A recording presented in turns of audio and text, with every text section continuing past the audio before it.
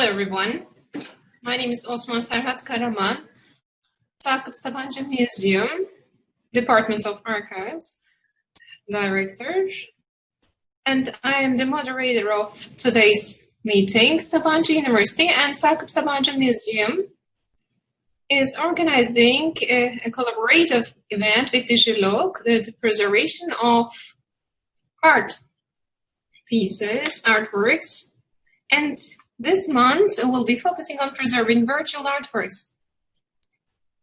Before introducing our speakers to you, let me briefly explain why we have selected this title for today, and I would like to speak a little bit about the content of our meeting. When we speak about virtual reality, and when we look at the preservation strategies to preserve the digital platforms, is a new field. The new topic, of course, is preserving virtual artworks. Virtual reality, when we are developing the preserving strategies, has got many different criteria, so it's a very complex environment to work on.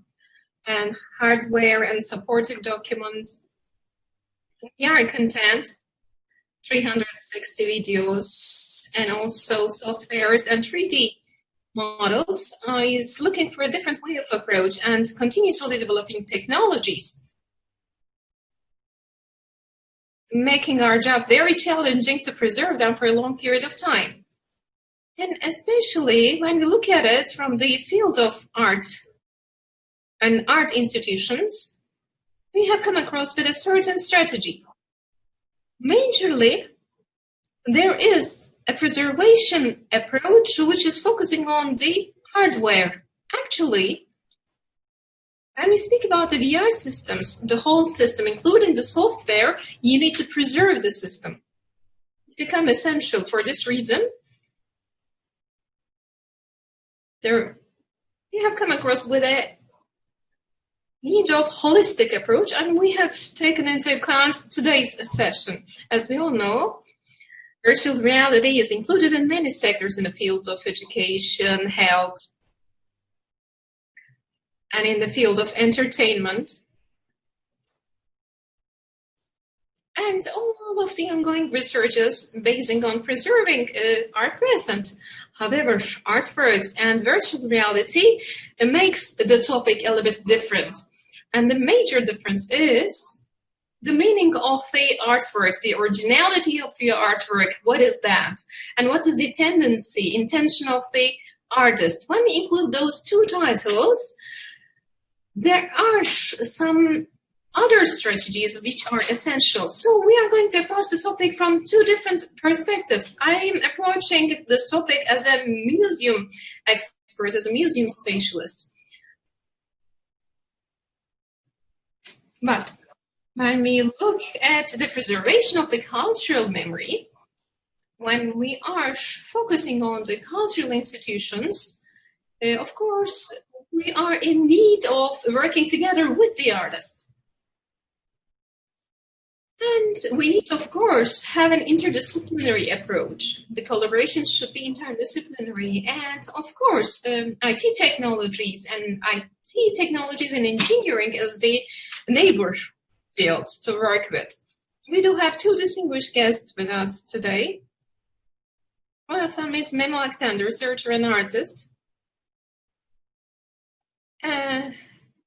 from IT department and engineering department. We do have an academician, Selim Balcısoy, because we do have the computer sciences on one side, so we do have an academician from this field, and we do have the art side. What are the present strategies and what we can develop and how we can contribute? We would like to bring a discussion platform for these issues. I would like to say hello to all of our guests. Hello, Memo Akten. Hello, Selim Bey. Hello. If you like, let's start with Memo Akten. We will be having an interview with him, and we will be looking and focusing on Memo Akten's virtual artworks. It is better to approach it on a certain square. I mean, if an institution would like to include a virtual artwork in their collection, what can be learned from an artwork, and what is the background information? In order to understand that background, we will be having an interview with Memo Akten and with Selim Balcısoy. We will be focusing on the computer sciences, how they are focusing on this field. Q&A will be in the end of the meeting. It will be more interactive, and if you would like to join us during the Q&A session with your comments and questions, we're expecting your contributions. Let's start with Memo.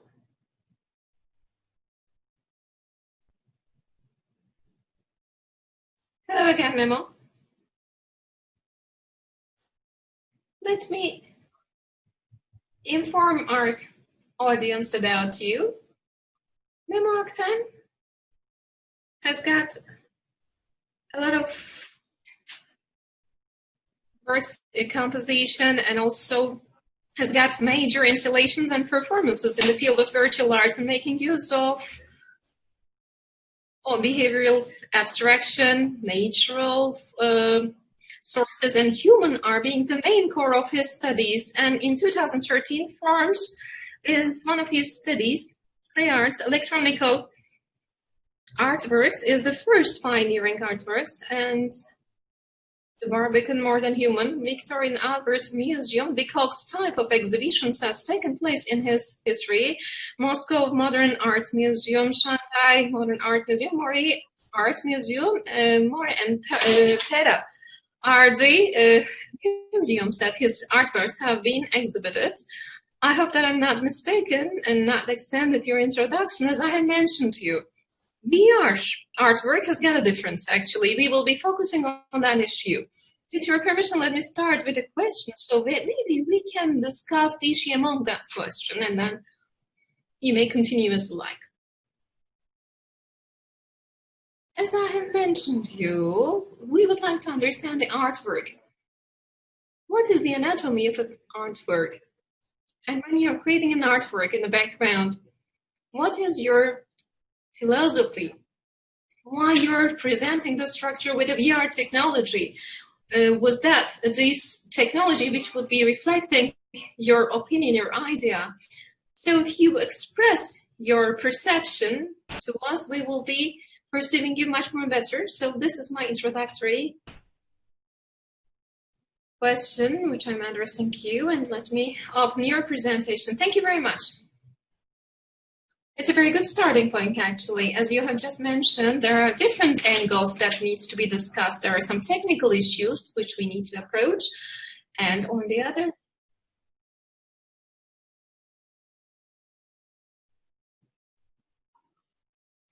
we need to approach this issue from the technical way and from the conceptual way.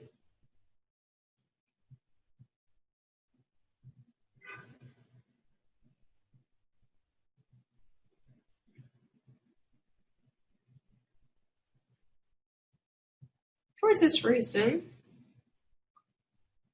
let me speak about what the project is about. This slide project is a conceptual artwork for me. Its importance is coming from that. This is an installation. And where did it come from? What were my main motivations?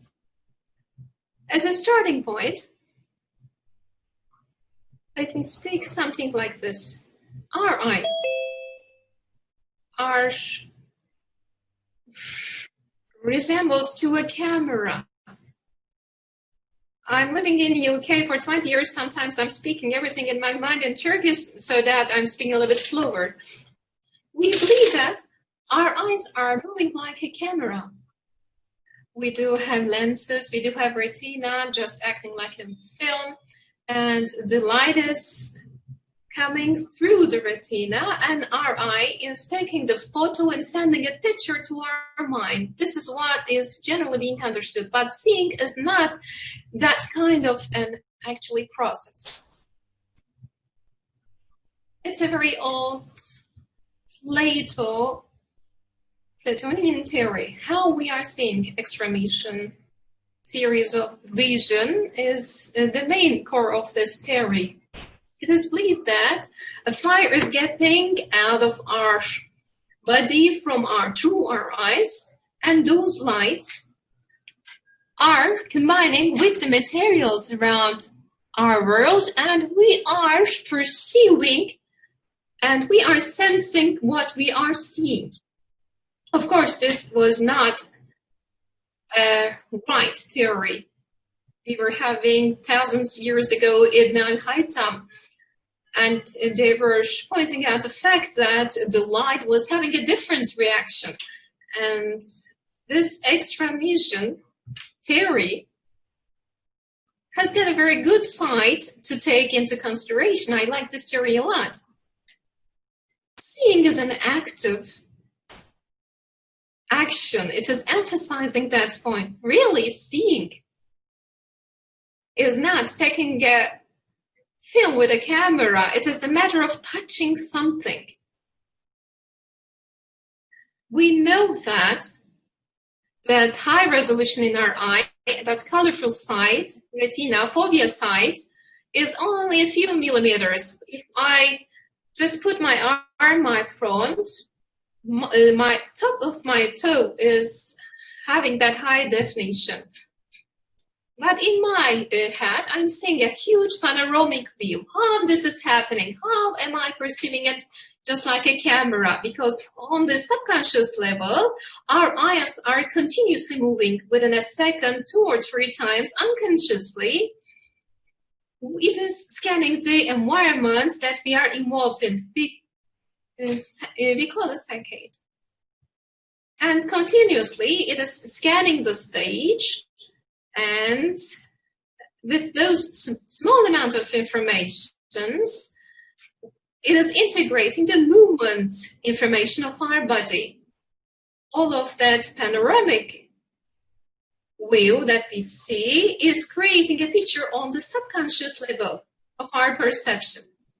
The more interesting part is in 1960s, Arthur Jarvis has got an eye movement and vision experiment. When you ask a question to a person about a certain stage, a scene, that question is really affecting how they are scanning the environment. That was a very famous experiment, the unexpected visitor. That picture was being presented to the audience, and he was asking, what are those people are talking about? How old are they? And what's going on the stage? Type of questions were being addressed.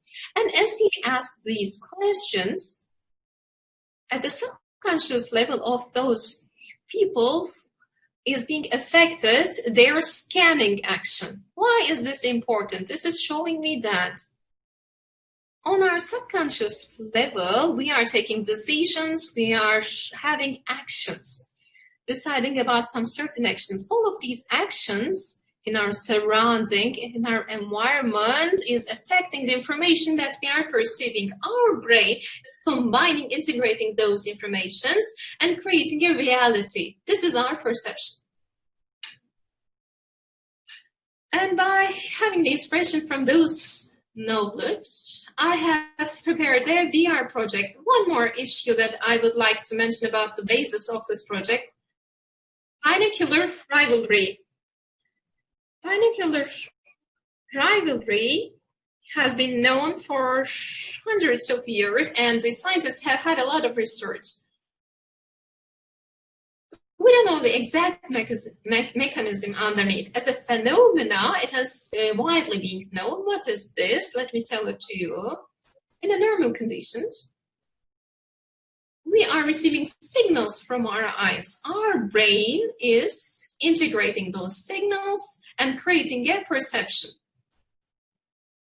And those outside signals are not very big. Fovea is a very small area, but we do have 2 eyes. And those 2 signals are being combined and creating a 3D reality, 3D perception. Both eyes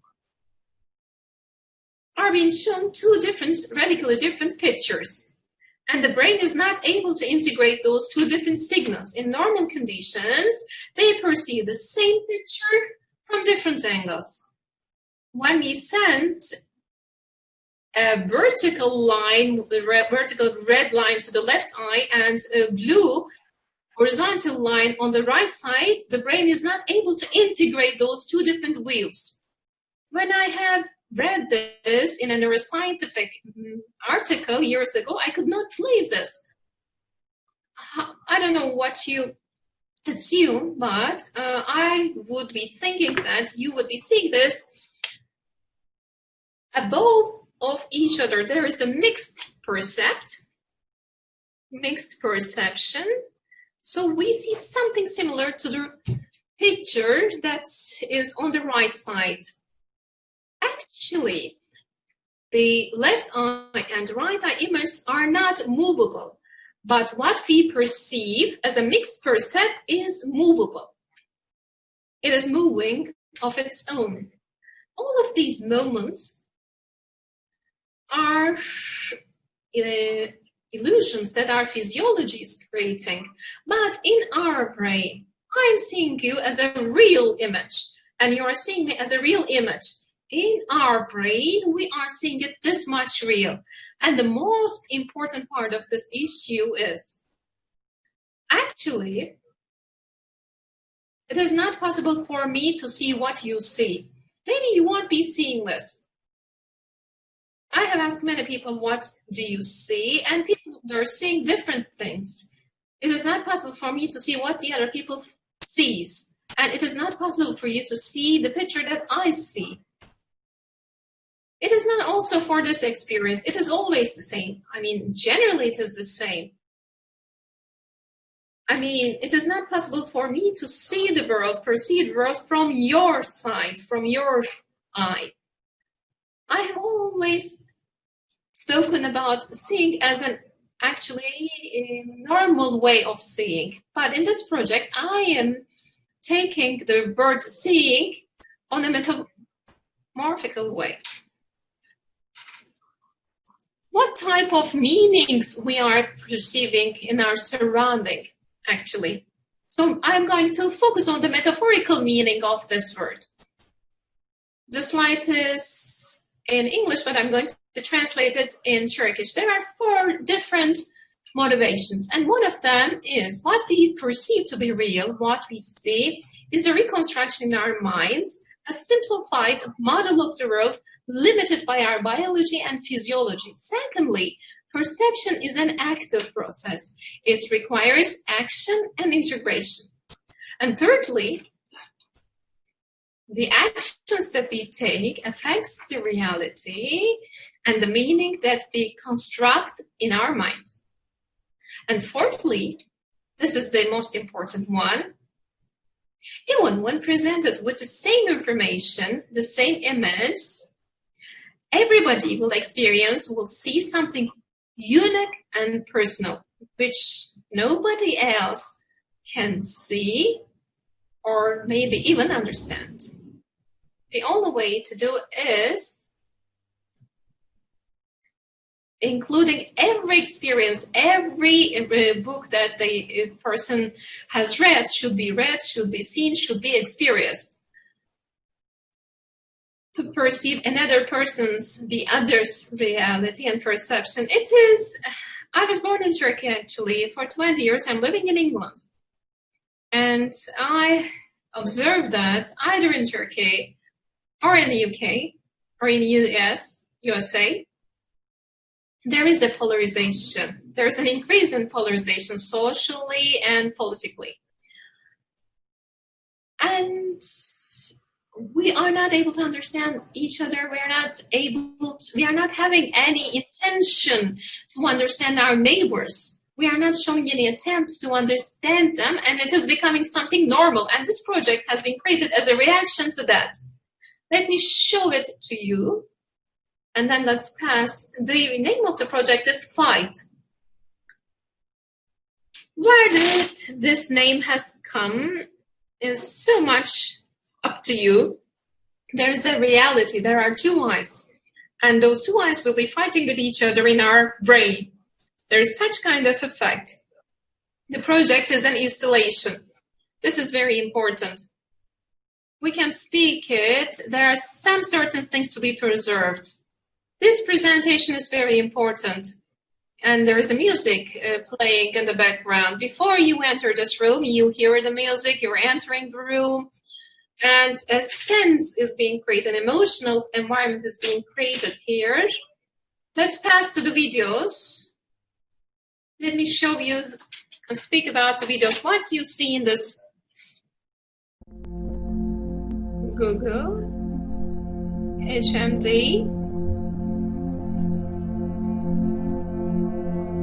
This is a binaural braille approach. There are two different images on both eyes. Inside the headset, you're having an experience. In normal conditions, you need to see the different picture with your right eye and different picture with your left eye. This is a 10-minute video. The first 3-4 minutes is starting very slowly. This binaural braille concept is being presented to people. What is this? It is a very minimal, a very abstract visual content, and there are different modes in the first 10 minutes. As you have seen the previous video, there is no interaction. You're only sitting and watching it, and you are feeling that emotion. You're sensing that experience, and in the third video, the interaction is starting. Wherever you look is being deformed. Whenever we look, whatever we gaze at, is having an impact about the reality that we see as a reality.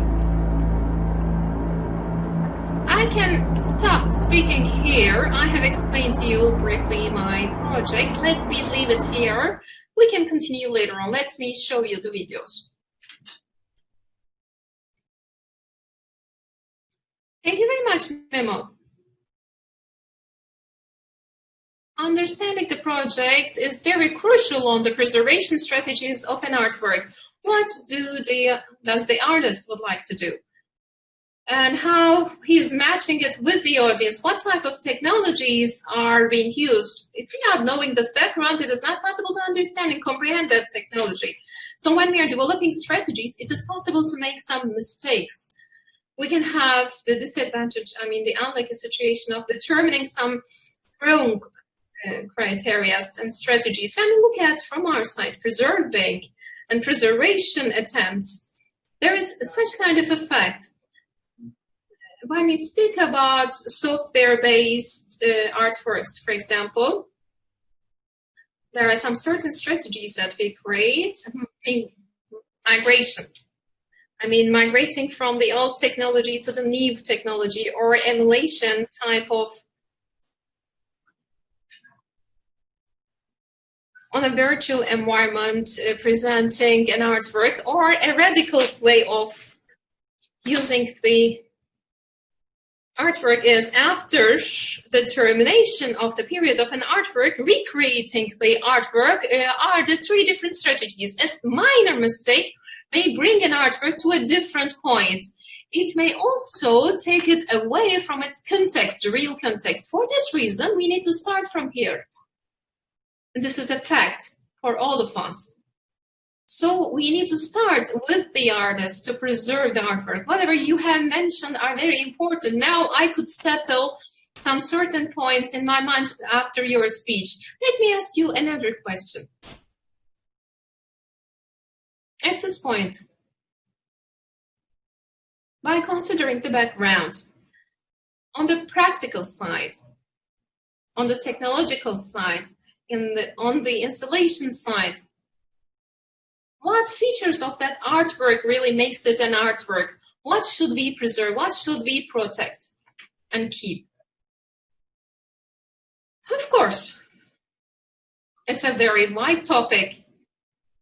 Let's limit it into a certain framework. That sense is important. What you sense, what you feel is important here.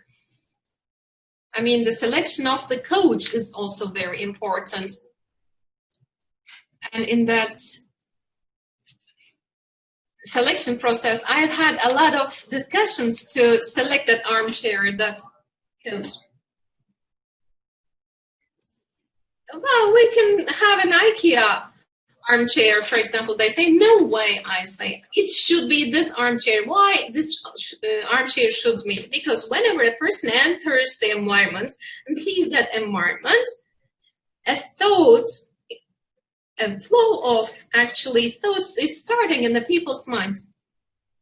I mean, watching a movie at home and watching a movie at cinemas are totally different experiences. I mean, the smell of that popcorn inside the cinema, all of that dirty red carpet on the ground. I'm speaking about the old cinemas. All of these features are transforming the mode of a human being when they go to a movie, and how they perceive the movie is totally changing. And this installation is mainly focusing on perception. So this perception is very crucial here. Starting from there, let me tell you, creating that ambience is very important. All of those flowers and lighting and the carpet on the ground and armchair, they are very important. And armchair has got another importance, not as a visual importance.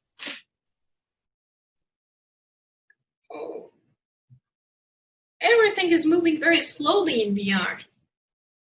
So it is not creating any discomfort in your stomach, but you are getting very much confused in your mind. Where is upside? Where is downside? You're totally getting lost. So having such kind of a big armchair, and when you just dive into it, you are feeling safe and secure. This is something very important. Inside the headset, as you have seen, the visuals are not very complicated visuals.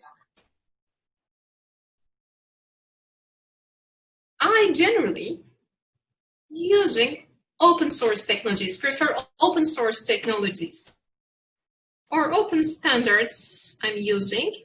And it is not only that I am creating all of the things I'm using, silicon and metal, even for those sources, I prefer open sources. Such kind of projects are being long-lasting. If a person is leaving that, another person is taking that, or just like you, such kind of institutions or organizations taking the charge of that.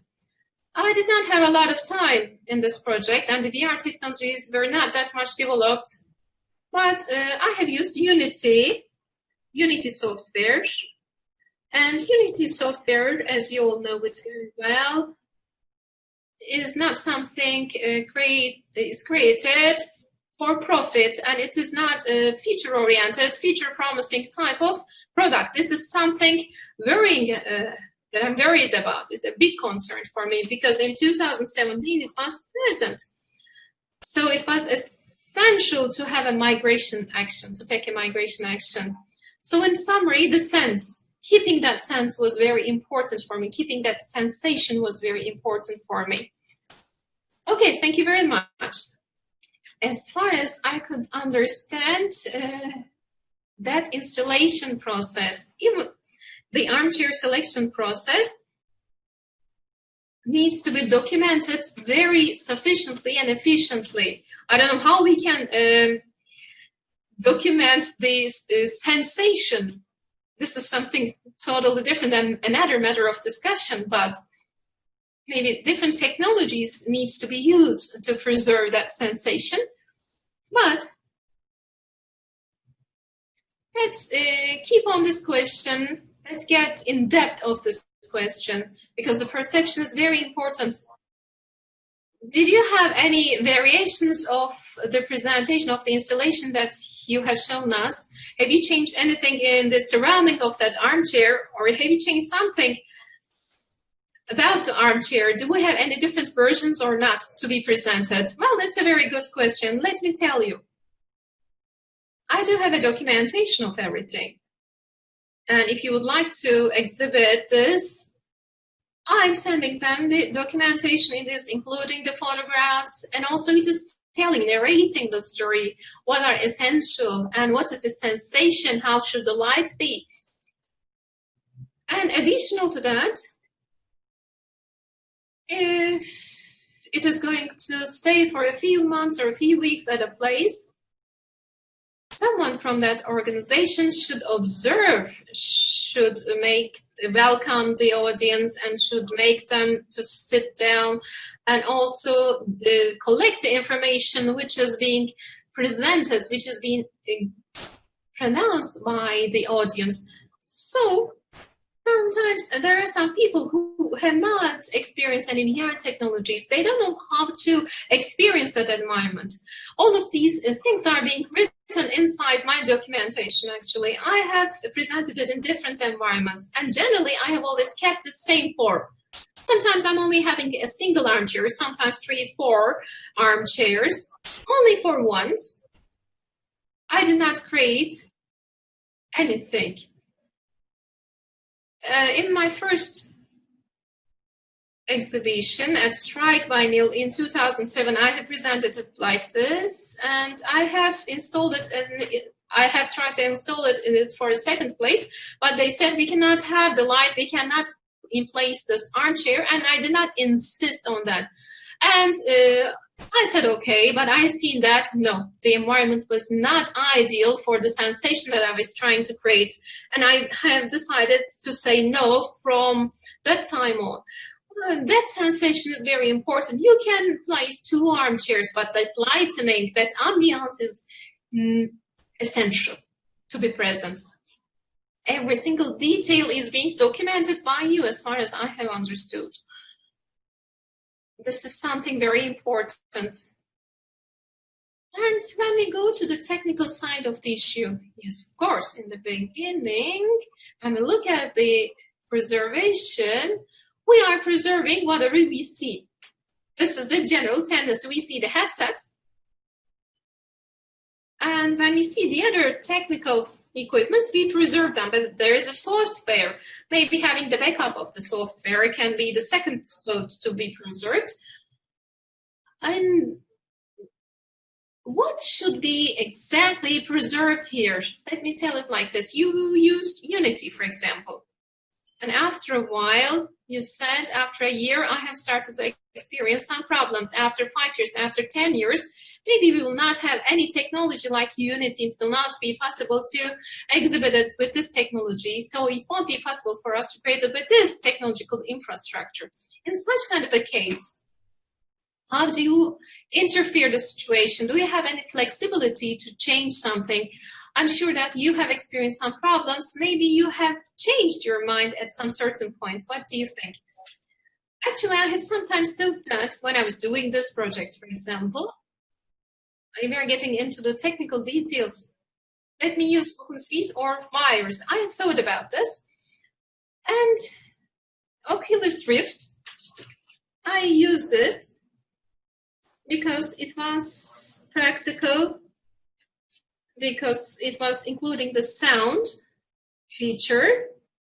But visually, when you enter the room, I have shown in the picture that armchair and the flowers, and above the armchair, there is a big headset to put on your head. It seems to be like a science fiction environment. It is somehow like a Matrix scene. A big cable is coming from behind.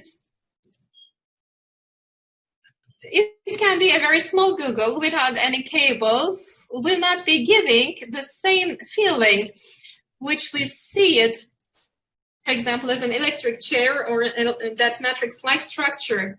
That cable concept with the headset is something that I like, I favor. In your opening speech, you have just mentioned this is not actually a matter of new media.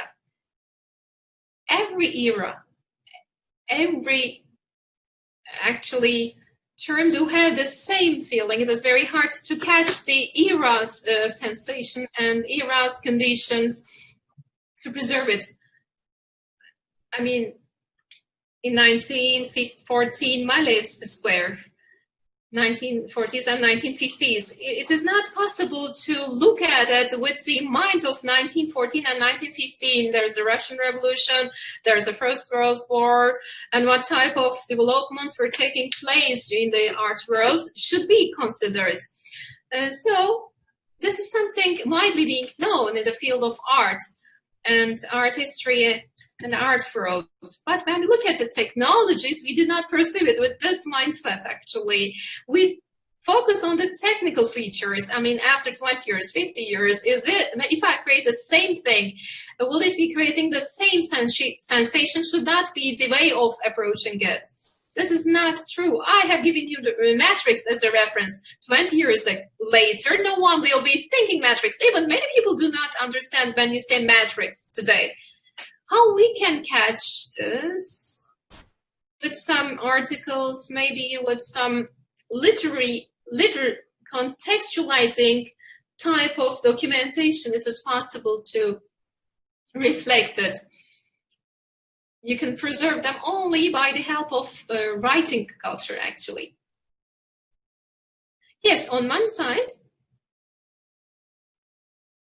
what you have mentioned is something very close to me, something very close in my perception. Maybe every installation is a recreation of an artwork. Neither of the versions. When we consider every person's perception, whatever every person will be experiencing will be totally different. Every artwork. As we install it, every time we are installing a different artwork, actually, maybe. And there is something factual here. Neither of the institutions would be developing a preservation strategy, as if, okay, I'm going to buy 10 out of these headsets, I'm going to preserve it for a long period of time. No one would be thinking like that. So long-term preservation is not that much possible for the virtual artworks, I think. Despite the fact that we will be installing with the same technology, we are not looking at the same installation. We are not looking at the first version. Correct me if I'm wrong. Actually, we need to record and archive it within its own period. And we need to preserve it within its own time, actually, installed time. I don't know the response of this question. This is a very complicated question. Let me tell you an example. If you return back to the world of film world, in 1977, we were having Star Wars. And the world could not believe that incredible technology. By the beginning of 2000s, George Lucas took it and created the visual effects again, and it has received a lot of reactions. That discussion is something similar to our discussion right now. What was being discussed there? Should we preserve the origin of Star Wars? Or should we preserve the sensation when it was being launched in the cinema? George Lucas said that, well, today's present times children should take the sensation of 1970s. But when we watch it with today's technology, we will not be having the same sensation. This is something very interesting, actually. What we need to preserve and how should we preserve? In general, I perceive them as a performance. For example, fight is not something to be preserved. The effects and technologies that I use are not that much complicated. I believe that 10, 20, 50 years later, it won't be very hard to preserve. So it is possible to preserve it, but there are some artworks which is not possible to preserve. On the internet, there are some services which are being used. Archiving them will not be possible. Sometimes performance, we will 10 years, 5 years, 10 years of performance, how we can preserve the continue a live performance? How do we preserve it? It is preserved with its documentation. Maybe some artworks will be preserved by the help of documentation. We are coming to the end of our time. The last part, we can develop our discussion. Maybe our participants may ask some questions. Now I would like to conclude your part, and before leaving the floor to Selim Bey, I have one more last question. Maybe it will be a very clear question, but it can also be hard to answer. I'm speaking about fight. I mean, with the technology that you have used and exhibited, presented, and with its perception, creating the perception is essential. But that technology, when technology is being out of order, how you're going to make use of this? You are going to replace it? Will you stop installing it and exhibiting it? From my perception, the artworks should be exhibited, should be accessible. They should not be inaccessible. The cultural institutions do not have such kind of a name, actually. What do you think? How do you approach it? Can we present and exhibit it with different technologies? Or no, this is the technology to be used? Well, actually, as I have mentioned to you, when I have exhibited for the second time, they have told me that we cannot create the environment which I would like to create. Despite this fact, we have met at a certain common point, but I have realized that this environment is something very essential. There are some certain criteria that you cannot give up. It is a part of the artwork, that sensation creating features I'm speaking about. If tomorrow, if you say me, what is the basic issue? Why am I using VR technology? What VR technology is bringing me is giving two different images to two different eyes. If you provide me with another technology, I can present and exhibit fight with that different technology. I mean, binocular brightly was being done with mirrors hundreds of years ago. We can make use of a similar system. If an institution or an organization would like to have my artwork, I'm giving everything, even the source code. If you give everything, even the source code, it is possible to preserve it, to take care of it, maintain it, and it is also possible to migrate it. It's so much up to your team. I cannot upgrade it 10 years ago, 10 years later, 20 years later, but it is possible to adapt it to different technologies. Thank you very much. Maybe during the Q&A session, we may continue to discuss on this topic. Thank you very much for now. And let's continue with Selim Bey to keep our time.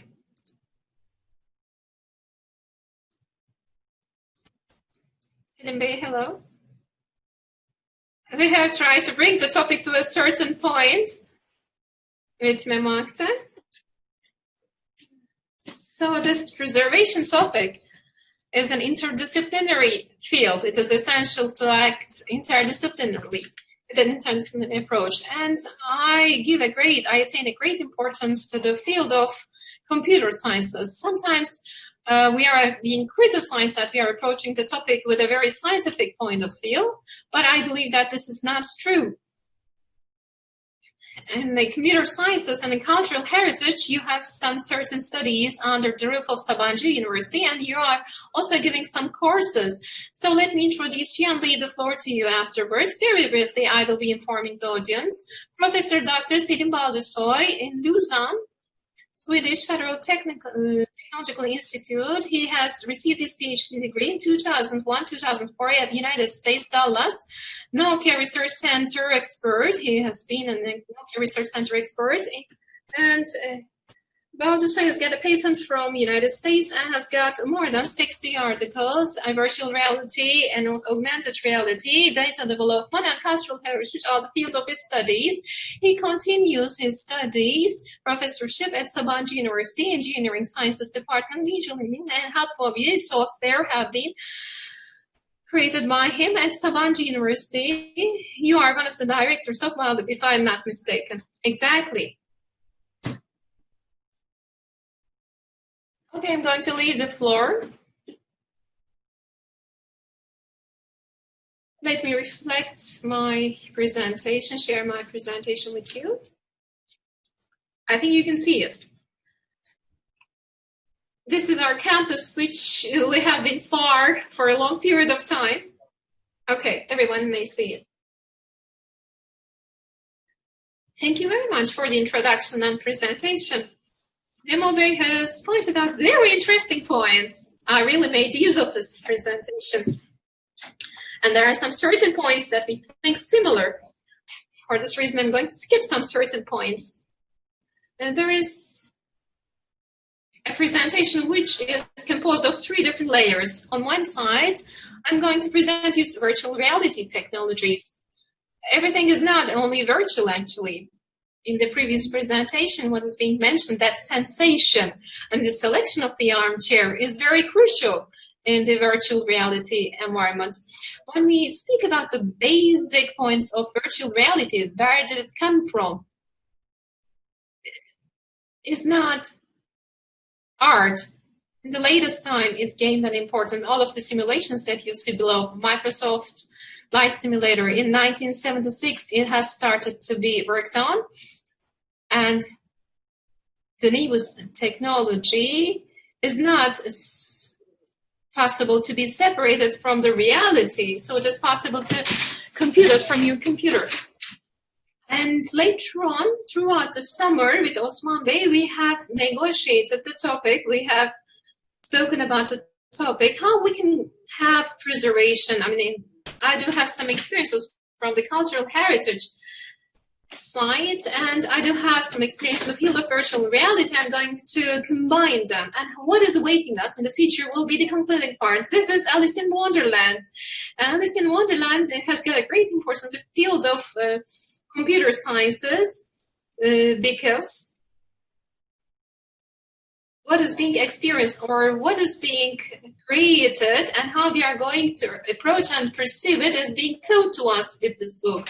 And since we are born to the real world, we are living in another virtual world, actually. In Matrix movie, it is being narrated. You accept it like this. You accept that everything will be falling down. What you perceive, you expect everything to fall down. However, in the virtual world, it is not something like that. Maybe you do not have any gravity, and it is hard to create gravity. The rules of physics really plays a role. And virtual reality is a mathematically created world. It's a fictive world and opening its doors to us. We should not forget this. There is no power, there is no time, there is no gravity. It is totally a different world, actually. Memo showed us a very simple visual effect and really telling us a lot of things. This is a very striking example indeed. And when we look at the history, the simulations from the real world to the virtual environments, the environments to the virtual environment, this is my photo standing. I was trying an augmented virtuality experiment. Virtual reality is present since 1960s. It has been a promising technology in the recent years. In the last 4 or 5 years, with the low cost of headsets, And with the company's interest, who have brought the cost of these headsets to an affordable level, created the ground for these headsets. And still, people do not have, is not showing a great interest in the place that were created for these headsets. Immersive environments are not that much different from the other medias. This is an old table. The real world has got telephone and books. We are creating big fictions in our mind, both physically and mentally. The sense of belonging is being created. And just like the armchair or the smell of that armchair, all of that leathers feeling or the smell of the leather are the things which is involving us inside the world. It is not essential to make use of computer. A novel, for example, is totally bringing us to a different world. And among that novel, it is possible to think a lot of things. Our mind is creating a different world. In 18th century, Russia is being created in our mind. And when you dive into the depths of the book, you do not think anything else.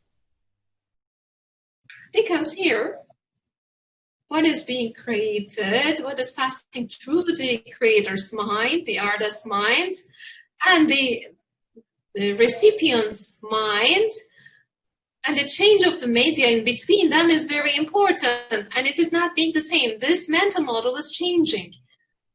The artist's contribution. Starting here, everybody sees something else, and the artist is accepting this and creating a unique artwork. Feedback is very important. It can be in different ways when we touch the sensations, the senses that we receive. It can be a manifestation, it can be a composition. We have seen the carpet, the selection of the carpet, and the feedback that you feel can be important, or a computer's code, or an artificial intelligence in the background can be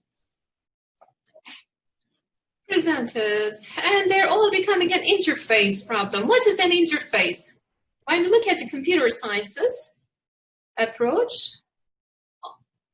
in a data consuming or a data producing environment, it is providing an access. And the best interface is the unseen interface. In this Zoom environment, we are communicating. But we all know that being in the same environment cannot be created with any computer.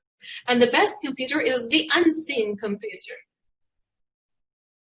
If we would be sitting on that armchair, and if we would be receiving different pictures for both eyes by making use of a laser, maybe it would be creating a totally different reality for us. On the other side, that cabled HMB is creating totally a different sense. And then this experience's creator, who is the creator of this experience? Is it the user? Is it the audience or the artist? It should not be the engineer in between them. The engineer should be invisible. We're always speaking about virtuality and visuality. Immersive technologies are also tracing the body. In HMD, we are recognizing the hands and the head, but there are some other immersive inputs, sounds, and also inputs are very important, and the outputs, other than the visuals, oral displays, and haptic displays, which are the touching screens. Touching screens, haptic screens are also very crucial here. And all of those are being named as virtual reality systems. It is parallel to the real world. They are the simulation systems. You are collecting the data from the world and you're processing it, rendering it, and presenting it within 20,000 seconds with a new visual, presenting and progressing. There are a lot of variables. All of the examples that we have seen do have visual variables. Sometimes old tubed TVs, for example, are being placed as an artwork. Old video works, for example, are being presented. Their dynamic ranges are changing on the old screens. In the new screens, it is totally being different. Or there are some rooms which are being totally surrounded with screens. It is not possible to individualize them. Also, we do have a rendering speed issue. I have placed the old figures to show the latest trend. For PlayStation 4, this is something very simple. It is an old-fashioned. We have reached to the level of photorealism. In the field of audio, we have reached to the level of real audio. And photorealistic level, it is possible to create real-like visuals. And there are different technologies which may create virtual reality, projection-based, and also for the sound. We do have the same technologies. Now look at from the engineering side, the example that we have seen. In the field of art, very simply, it is not possible to categorize them simply. It is not possible to classify them technically. There are very complex processes that they pass through. And there are some haptic works, mechanical blows, or some devices which are being worn on the arm to perceive the kinesthetic movements and tactile movements. And how do we present the data is the importance. Photorealistic is not something widely being looked for, sought for. Sometimes it is creating some unwanted perceptions. How we are going to present what we would like to tell and how we are going to preserve it. When we look at, after looking at these technologies very briefly, and when we started to think about that preservation process as an engineer, those actually cave pictures came to my mind. Are we preserving the picture or are we preserving the cave? Which one? In the theoretical art, it is an old discussion. It is a wide discussion, wide topic. But we need to think about this. Are we going to preserve the medium's technical features, or are we going to document the picture? And similar to that, Van Gogh's color dynamism. How we are going to document it, how we can preserve it. It is related with the metallurgical sciences, but we would like to document it, and also the marble. Or in Berlin, this Holocaust monument, it is a 3D environment. You don't have any computer in the content, but it is providing a different experience, and it is leading the human minds to different types of thoughts. So it's a virtual environment. How we are going to preserve such kind of worlds and how we are going to actually keep them. Sometimes they need to keeping the documents and also preserving it should go hand in hand. Performance. This is a Japanese Kimla group's work. It is an experience. Keeping this or keeping its documents is very complicated. But it is a performance because it is being created in a certain period of time. How I can keep it, how I can keep and preserve this sensation. I have tried to think about this. In these immersive arts,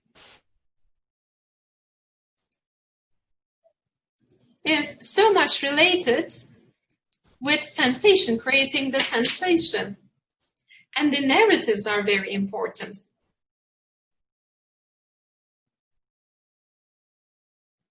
The transportation of the narrative to the audience, to the visitor, is important. Technology is important, of course, but it's only a tool. So you can go around the technology.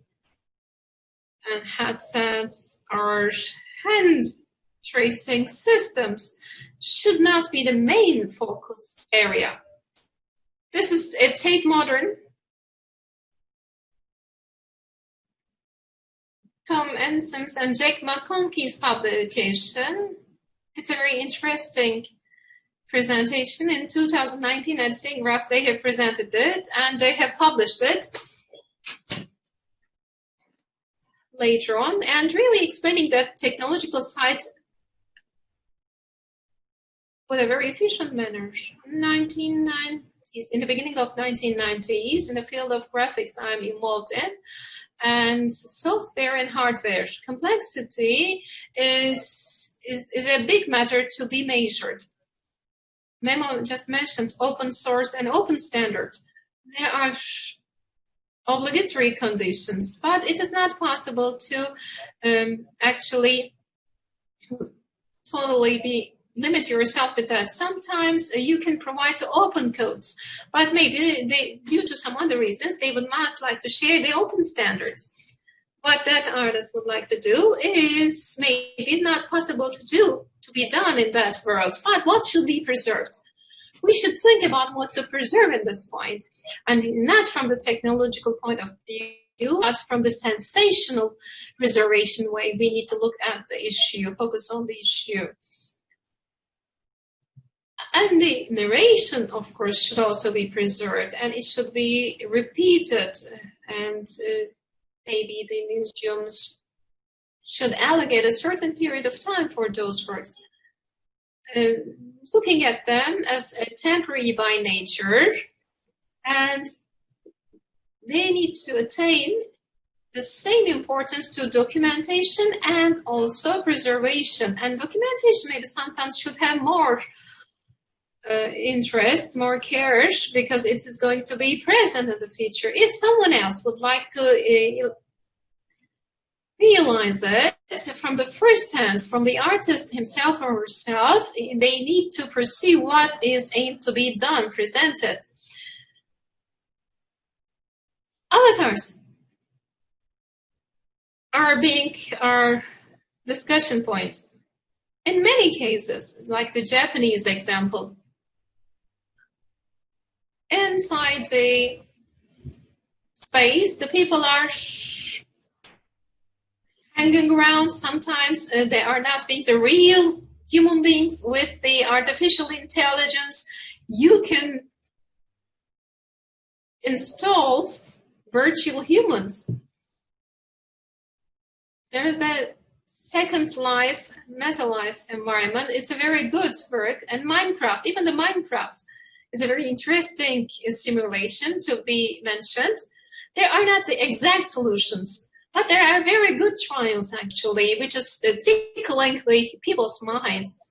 Or that avatars, by the help of avatars, Museum of Other Realities is another matter of fact. They are very good examples. And there is a sampling problem. This concept is coming from the electrical engineering. Shannon has presented this theory, information theory, how we can sample the audio signal so that we can replicate it.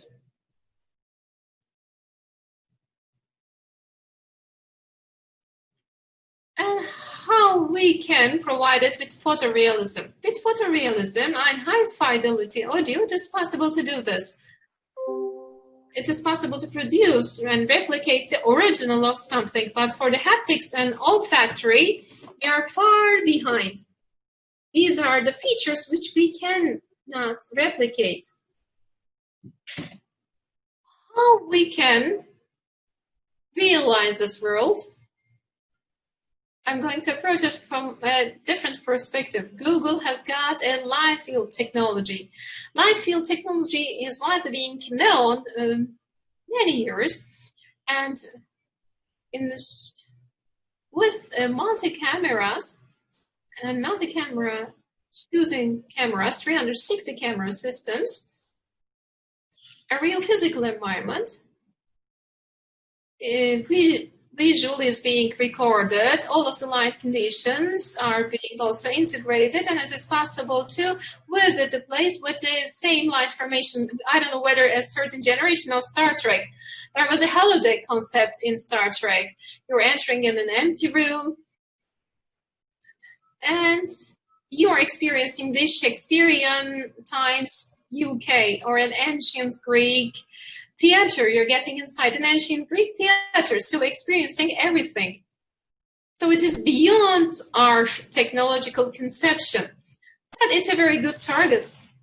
Such kind of an artwork, which Memo Akten has just showed us, that armchair, that carpet, that HMD, can be replicated visually, can be created visually, can be a very good target, can be a far target, can be a scientific target.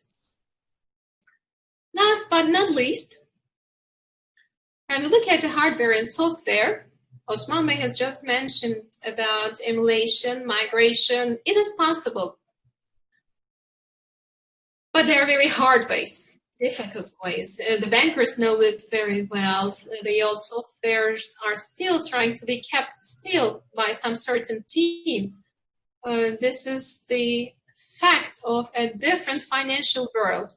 In the field of art, how we can do it, how we can realize it, or there is a question mark whether it is necessary to realize it. And it is also possible to transcode the programming language. There are some open sources to do it. And the models and also virtuals are also being transcoded. Chronos and W3C are the open standard groups. Art institutes, museums, participation would be very beneficial. Those worlds are being dominated by the technological companies. There are some contributions from the university side. During the years which I was involved on both sides, I didn't see anyone from the art world, any contribution from the art world. At least to get some certain ideas and presenting the opinions would be very much contributing. When we go back to this documentation issue,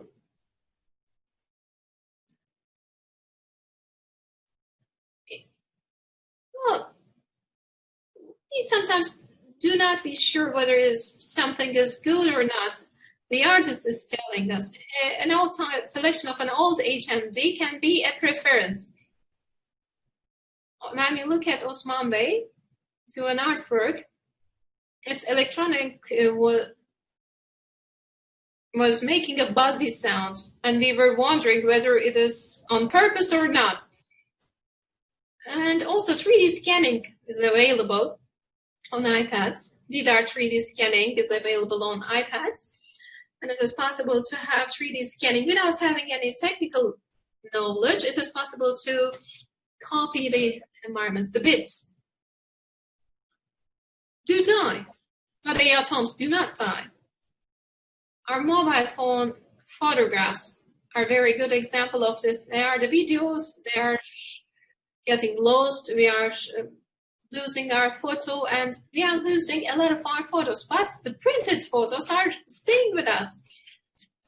By the end of 1990s, there was a magazine named Wired, and was speaking about bits and atoms.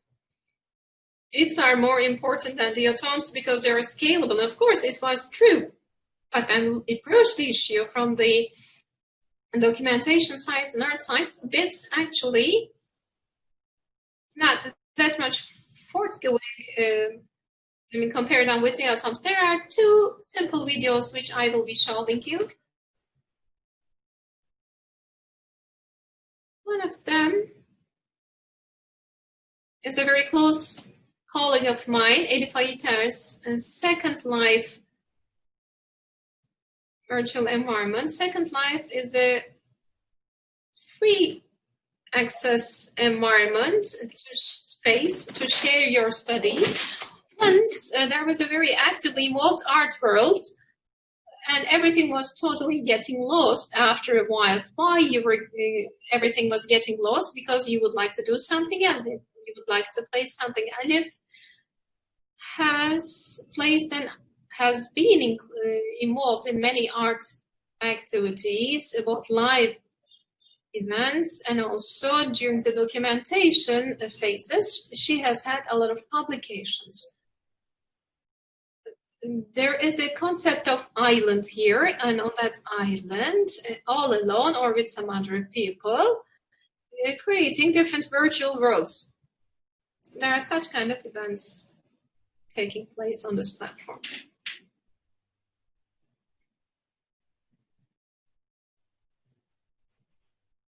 The second example that I'll be showing you is Laurie Anderson's. She's a singer and a musician. And she's doing something with the new technologies. She's an international artist. Chokru.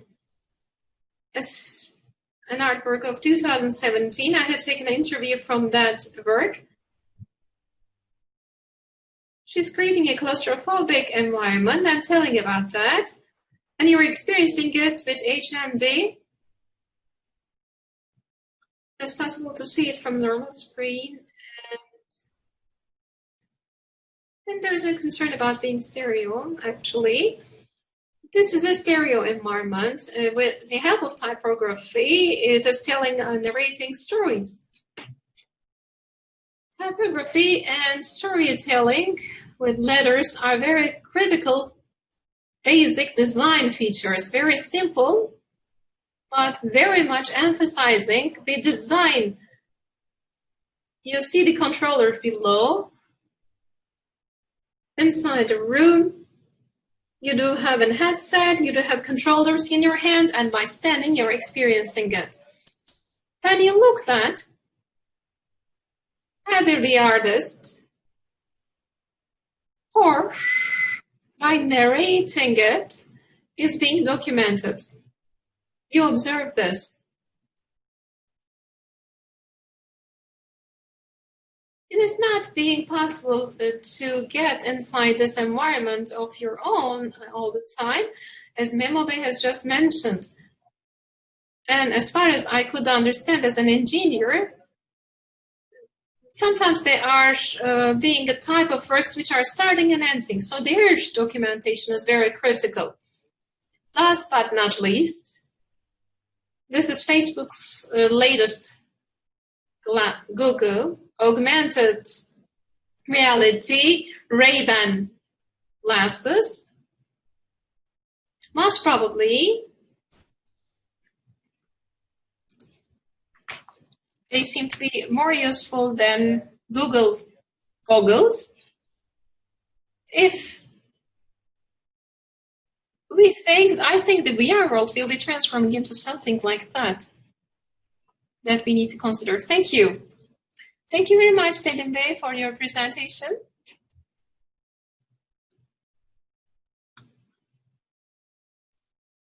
We can pass to the Q&A session. Maybe Memo may have some questions. We can continue, but there are some certain questions. Let me start with those questions. The first question is as follows. Ebru Yetişkin's question to Memo Akten. I'm going to read it. It says, hello. The question as follows. The artwork and the exhibition of the artwork and the inspection of the preservation of those conditions is so much open to enhancing the experience, and how you're going to establish the environment and conceptual interference conditions. Should it be based on a certain agreement or a contract or a technical writer, and how it is affecting and how they are going to communicate with the artist?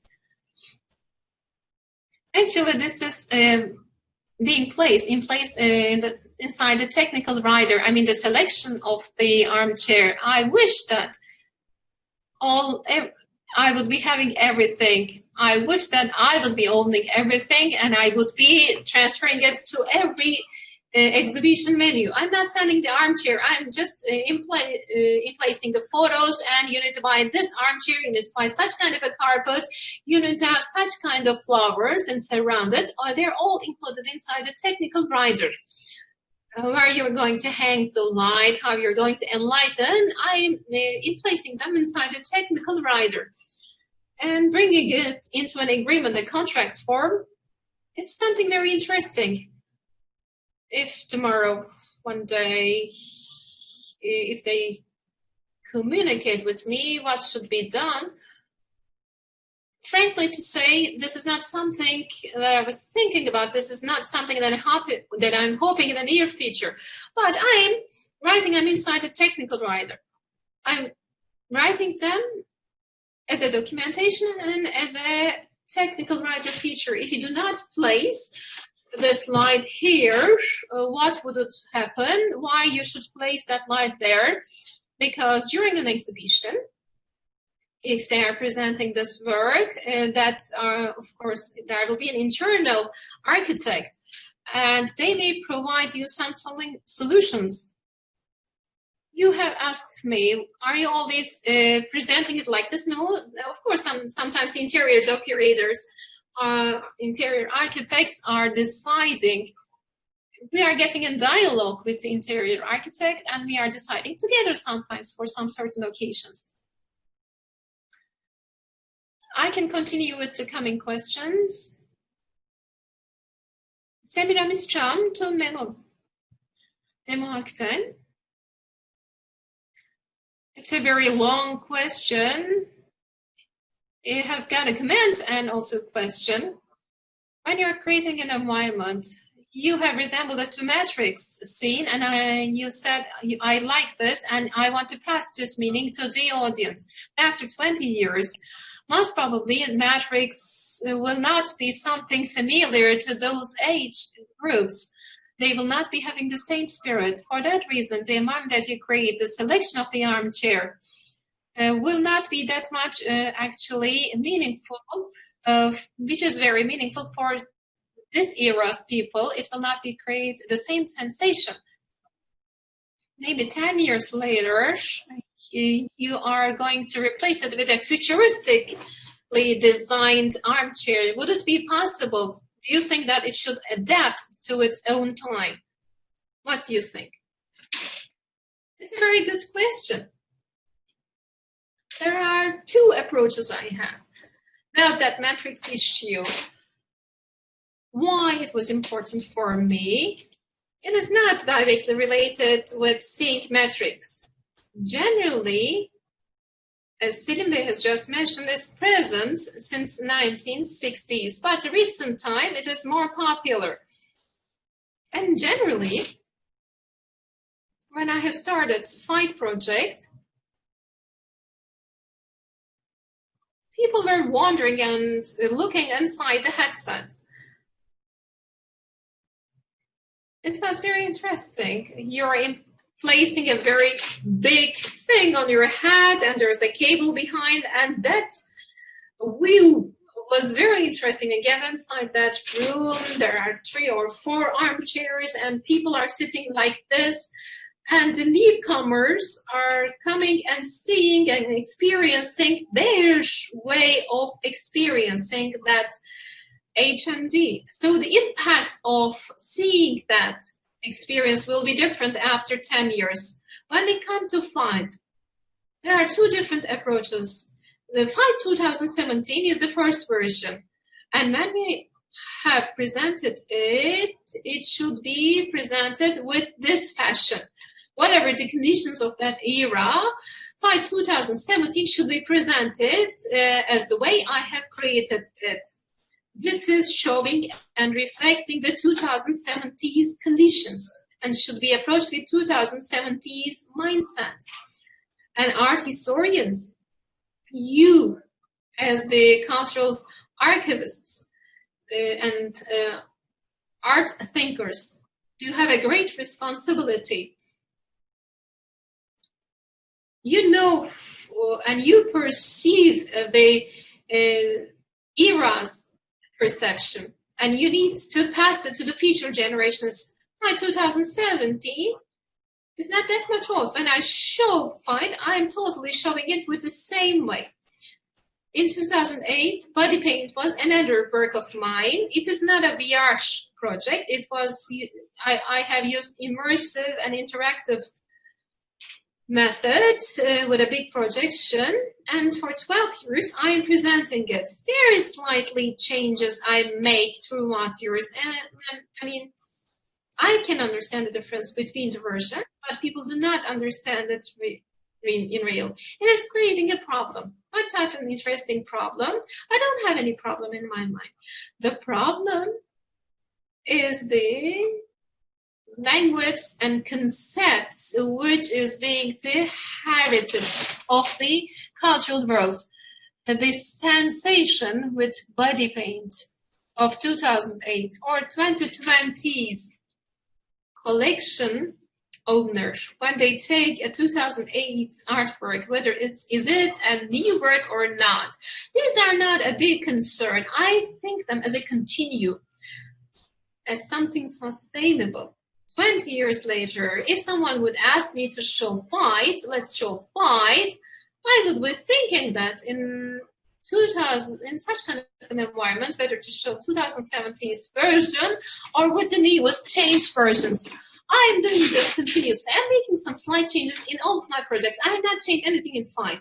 Even I do not know the language which I'm going to use, which time to be labeled, which year to be labeled. Body Paint 2.1, 2.2 are the versions. If I make a major change, it's the semantic versioning.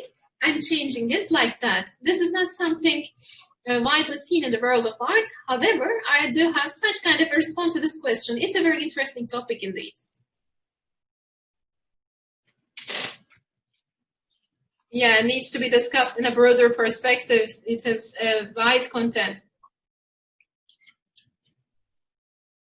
This question, next question, is directly related with art institutions and museums, but a TAGNR's question.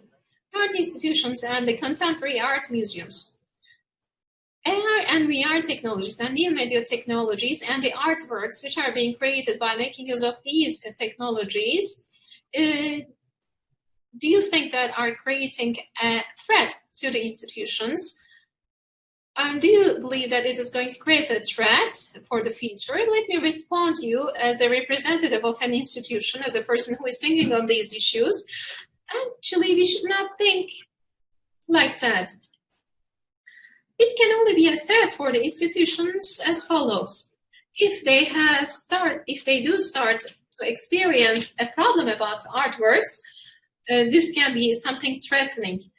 In the content of our discussion today, we have tried to take into consideration whenever we buy this artwork and when we are starting to experience a problem within 2 years, we should not start to think at that point, at the problematic point. We should foresee the problem. We should foresee the risks.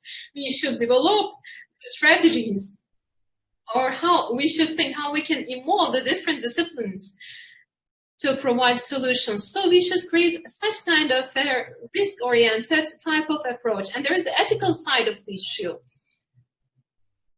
And respect to the artist is the major ethical issue. In keeping the authenticity, keeping the originality of the artwork is essential here. This is the main concern. The institutions should approach the issue with this mindset. And I believe that it won't be a threat as we preserve such kind of preservation strategies, as we develop such kind of preservation technologies, as we discuss it further, the problems will be overcoming. The more we provide success in preservation technologies and strategies, the more artworks we will be collecting, it is going to create a higher motivation. It is the matter of your way of approaching this issue. Instead of seeing it as a threat, you need to see it as an opportunity, actually. This is a new medium. And how we are going to bring ourselves to the future. We need to provide support to such kind of research fields as institutions. Any other comments from the other speakers? I have a small recommendation. There are some similar problems in the field of cultural heritage. All of the collected archaeological pieces, how they are going to be collected, how they are going to be involved in which standard. The public support is present in archaeology. But day by day, in the last 20 years, we have had our standards and we have had best practices. And the institutions, international institutions, negotiated with, communicated with each other. It is not, we have had digital preservation conferences and workshops. A single institution is not capable of creating such kind of an environment.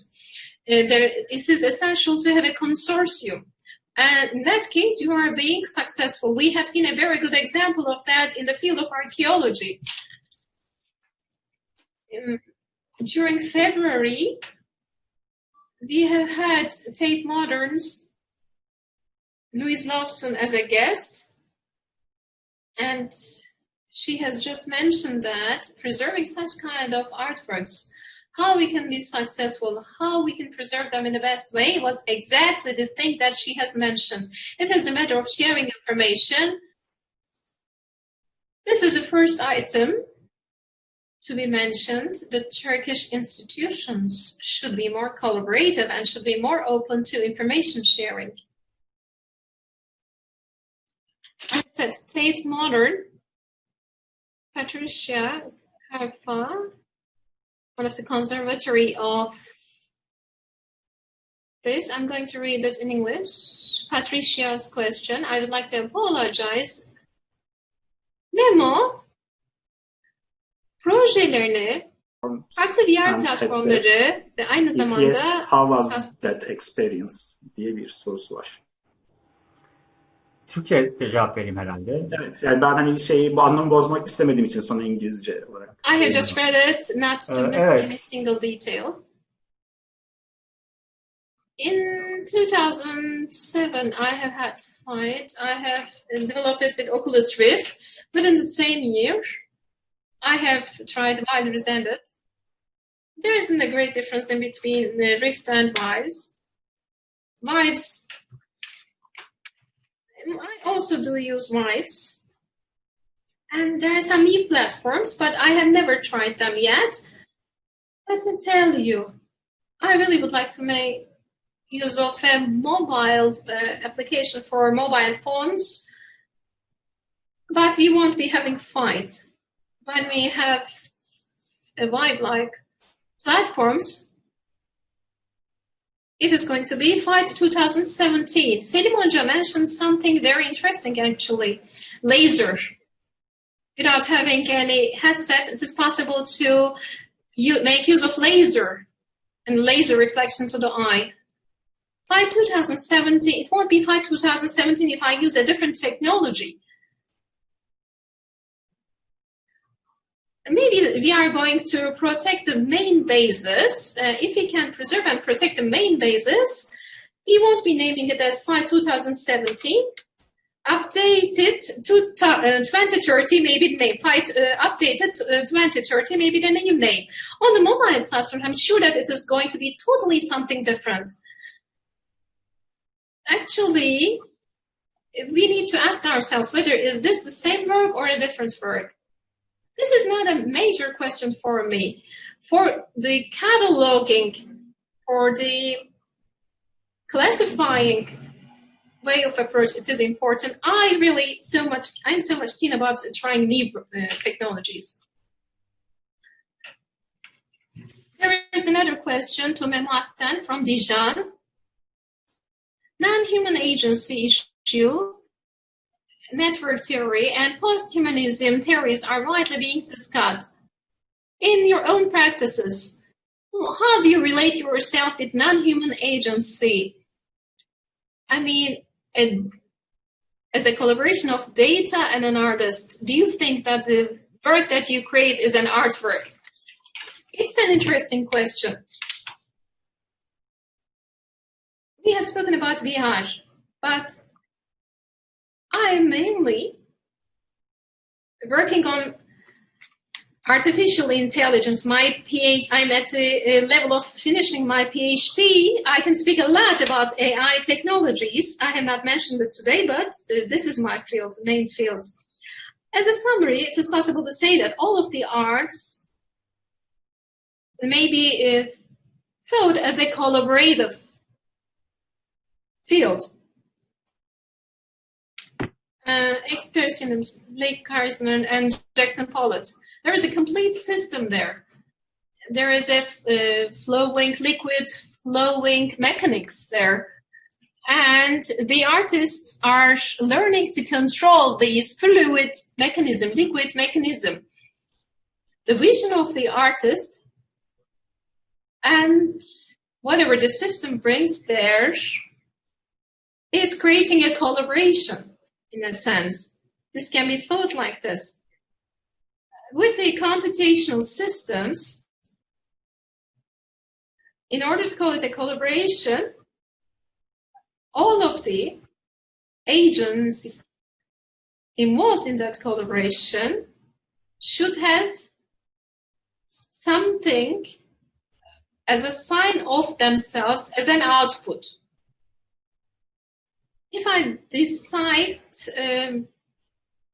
on this topic, I'm translating everything in Turkish in my mind. Because of that reason, I'm speaking very slow.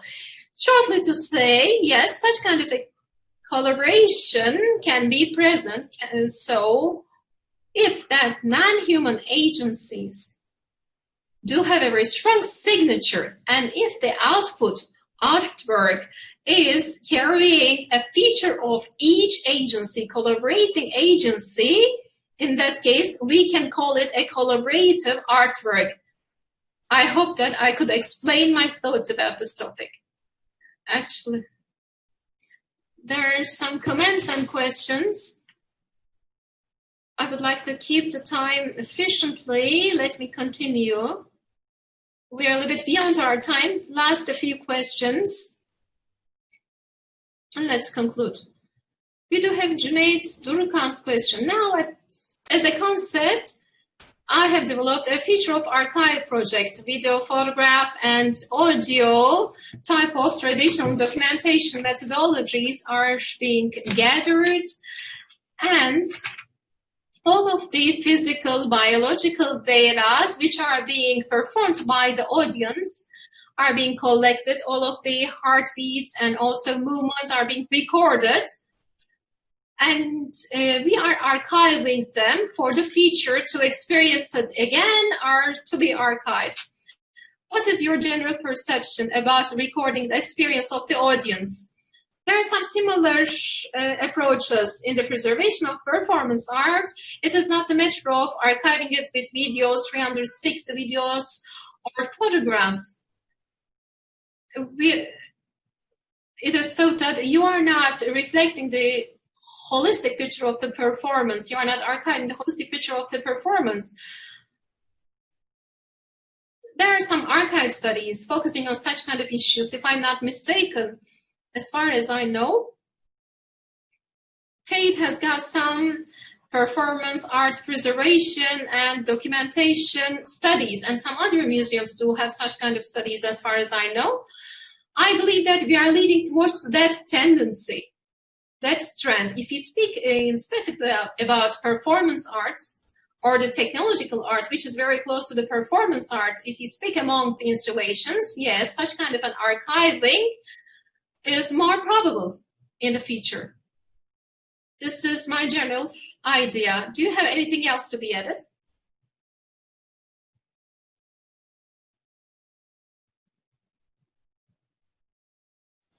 In general, these are the questions. I would like to ask to Selim Bey a question. On one side, we are speaking about having a cooperation with the science with computer sciences. You have a great experience. I mean, before the art world, you have experienced many problems under the title of sustainability. In the field of art, and when you look from the perspective of artists, what we can learn from the computer sciences as the artists, if you are working with the technology, what we need to take into consideration? Do you have any recommendation? Well, as a concept, we can say that when electronic art started, they were having some flash works. There was a flash animation language.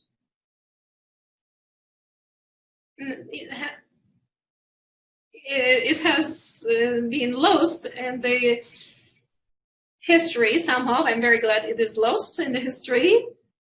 No, do not consider technology for the sake of technology. Let's not try to make something since that it is popular. What is technology contributing in your work? I mean, on the philosophical level and also on the practical level. Many things can be done, actually. What will the participant, the audience, be experiencing? What do you aim them to be experienced? If in the world of gaming, for example, in the gaming technologies, in the gaming world, they do have a great world actually, which serves to the needs of the art world. So you can communicate with the gaming world. Their problems are very close to each other actually. Or simulator developers can be another field. You can interact with that field. You can create some common solutions. I recommend them that. But the solutions that they find and the technological side should not be selected since they are popular, because the technologies are evolving and changing very rapidly. Within 2 years, within 3 years, they are changing. We observe and we experience that. So it should not be the matter of making something popular. It should be the matter of expressing what you would like to express. An artist should renew himself or herself and should have a very robust theoretical infrastructure, first of all.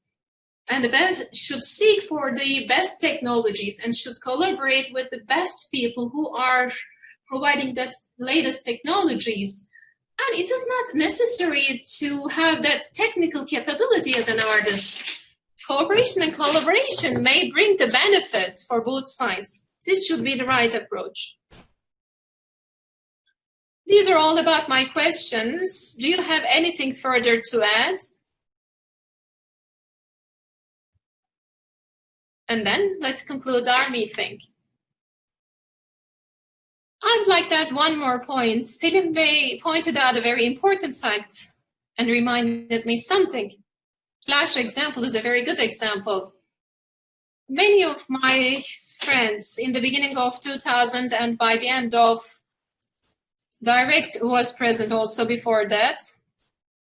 And they have all passed away, burned out. And after passing away, a huge, actually, richness, networks, and many other works have been inaccessible. There are big efforts to save them. There are different platforms they create to adapt them. This question is important. What is the contribution of Flash? It was a special platform. It was belonging to a certain company. Why it was successful? Because there was something in Direct and Flash that it attracted artists. The artists which were not interested in softwares have shown a great interest. Today, Unity is like that. It replaced Flash. And this is really making me a little bit sad because the same thing will happen to Unity. As an alternative to that, we have spoken about open standards and open softwares. I generally use open frameworks and type of open sources I use. This is a question from my side. Preservation is something retroactive. Instead of having a retroactive approach, how we can preserve it beforehand? I mean, having these open standards, which Selim Bey also pointed out, that Kronos or those type of open standards, open platforms needs to have more investments. So it will be easier to preserve what we have in hand right now instead of Flash. Having an open platform which to have the same features of Flash would be saving many things, many heritage from the past. I would like to disseminate this opinion in my surrounding. I just wanted to remind us. Well, actually, this is a very good point to be underlined. When we have taken this topic into consideration, we have seen that the attempts of preservation is taking place after the happening of something, and the big problems are occurring. But taking the preventive measures beforehand, preservation measures beforehand would be very valuable. What you have pointed out is very important. What defines the success or being unsuccessful is exactly that. Thank you very much, both of you. They were very much teaching a lot and so much contributed. Thank you very much for each of your contributions. Hope to see you again. Bye. Bye.